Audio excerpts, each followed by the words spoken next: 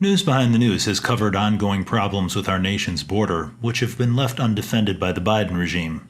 One of the many problems is once it's known that the U.S. border is porous, it only acts as an incentive to attract more people to cross, but in places that you might not expect. Foster is not talking about the southern border, but the north, where the U.S. meets Canada, less than 100 yards from his front door in Vermont. How cold does it get up here? Oh, I've seen it 20 below zero. No condition to be walking through the woods at night. No, especially not with your family, you know. He's lived here for more than 20 years. Recently, there's been a noticeable change. Is there a lack of Border Patrol presence here?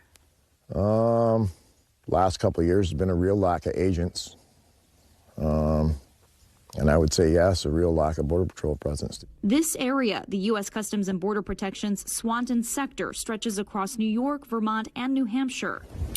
CBP citing a more than 800% increase in apprehensions and encounters there from October to January of this year. An 800% increase in 3 months' time?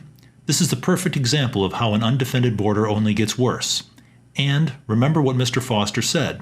He said in the last 2 years there have been virtually no Border Patrol presence.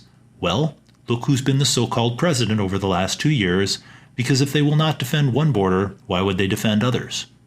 Foster worries it's not just migrants who are crossing. He says suspicious cars are showing up in the middle of the night, and also says he's seen what he believes could be evidence of drug trafficking. Yeah, there's some serious people that come across. It's not all just families trying to get in. Swanton sector border agents documenting several cases of migrants walking into the country, bracing bitter cold while dragging suitcases and carrying children.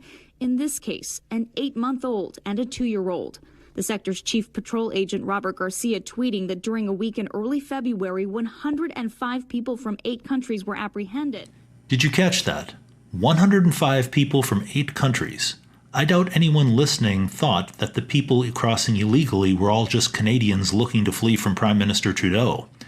This tells you that we have a drug and human trafficking situation, as well as illegal aliens arriving whom we know nothing about and apparently are doing nothing to stop. Listen to confirmation of the cartel's involvement.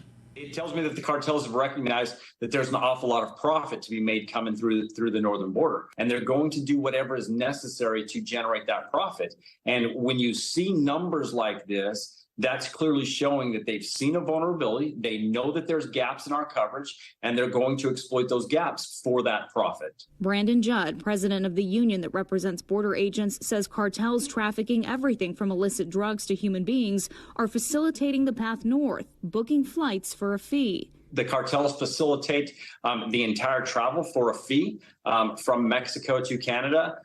And then from Canada to the United States. It's all about fees, but they do facilitate the entire travel, yes. Think carefully. We've all seen the images of people flocking in mass numbers across the southern border, but the Mexican cartels are now flying people to Canada and then smuggling them across the border. That tells you just how easy it is when they have a border in North Mexico, but they choose to fly all the way to Canada. Valerie Castro joins us now live from Swanton, Vermont. Valerie, we can see that snow behind you. It's incredible. In some of those surveillance images, you saw how cold it was, in one case, -4 degrees. I guess the big question is CBP, is the Biden administration, is anybody going to do anything to bring more manpower up there to stop these dangerous crossings?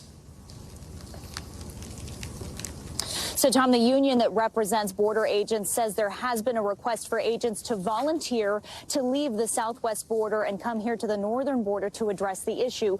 We asked Customs and Border Patrol that exact question, and they would not confirm that. They did say that there are about 273 agents assigned to this area, but they would not address those concerns that their presence in this area is thin. How typical. The Border Patrol asks for more help, and the Biden administration responds by asking for volunteers to leave the already insecure southwest border to choose to go up north and freeze. Meanwhile, when asked for a comment, Customs and Border Patrol appeared to be too shy to give a response. This is virtually certain because they know that they would face repercussions from a corrupt administration which wants to flood the nation with illegals to alter the economics, demographics, voting patterns, and safety of the United States, with no care whatsoever for the welfare of American citizens. For more news behind the news, go to AmericanMediaPeriscope.com. I'm James Madison.